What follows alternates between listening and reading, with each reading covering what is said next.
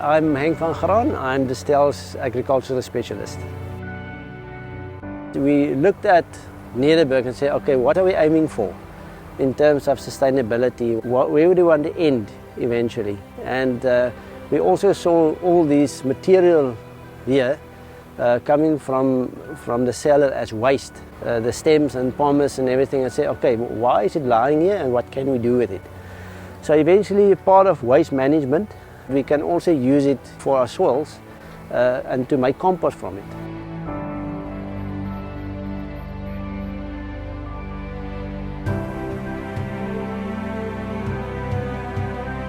With this, you get the retort. It's basically a drum with the wood that we get from the cellar. So this is filled up with the wood. We will close the lid and then start the fire around this. And the heat from that will pressurize the wood and it will get rid of the syngas inside. There's small holes, around about 12 holes at the bottom, not to get oxygen in, but to get the syngas out of the drum. So eventually, it's only the syngas that's burning and not the wood. And so after about 2 to 3 hours, you will get the biochar in the drum that we will use again with the compost, taking it to the soil.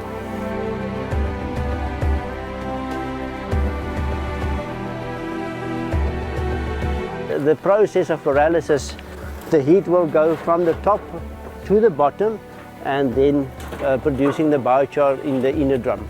Methane gas, carbon monoxide is pressurized in the wood, it's pushed out of the wood from the bottom holes outside, and then actually the gas, the syngas, is eventually burning, not the wood. And where in the normal process with what happens outside in nature, all that gases are going up. Methane gas, which is the biggest problem with climate change. So that we can use to burn it up and it doesn't go into the air. This is the Composting kiln that we use to produce the biochar. You get the cold air running on the side of the kiln and it's forming a vortex. So you will see the smoke. When it comes to the top, it will start rolling in.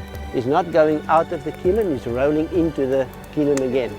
So this is part of the process, not to get smoke all over. Everything is going back into the system. With the syngas coming off, nothing will get out of the kiln, it will stay inside, burn out.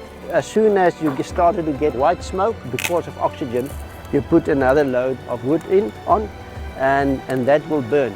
And only the top wood will burn all the way and the bottom will become biochar because there's no oxygen. Then we will soak it with water and just to prevent it from oxygen coming in, otherwise it will start lit again.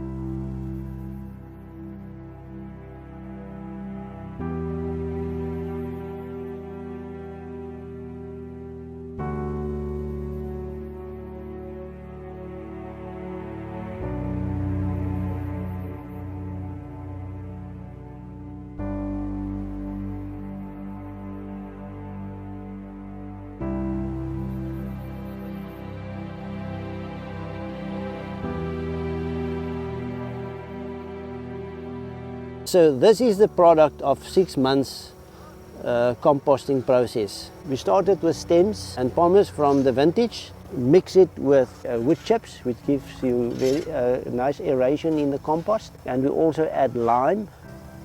And here you can see this is 6 months product, nice, fluffy. It smells like soil and obviously has a lot of nutrients, bacteria and fungi in the system. Using it in a vineyard will be a benefit to adding the nutrients to the soil with the current nutrients that, or the bacteria and fungi that's in the soil.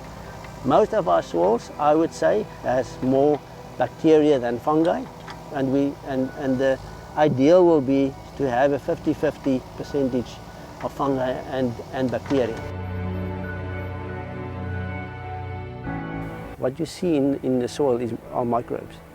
They are life in soil. And they are the reason because plants grow effectively.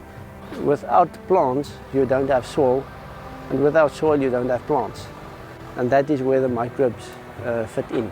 The importance of microbes is so enormous. I would wish that everyone would start with soil before planting something, to eventually give the plant the nutrients that it needs. With the photosynthesis process, sugars are given off through the roots to the microbes, and for them that is food. If the root gives them food, they give all the nutrients back to the plant. It must be a balanced system in the soil before eventually your plant can benefit from that. We actually farming with soil. Eventually we get grapes from it. Because biochar is so porous, the advantage is that you can get all the nutrients, all the microbes basically getting into the biochar. The biochar is basically a skeleton of wood after burning. It's about 30 to 40% of water it can hold. So if you're in a dryland area or there's times that there's no water, then the biochar will hold the water for nutrients, for the vines, for the roots, eventually to take you further. Basically, it's a sequestration of carbon. Taking carbon out of the air, put it back into the earth, into the soil for many, many years to come. My first priority will be if I can do a ton on a day, that is where I want to be, and eventually we'll get there.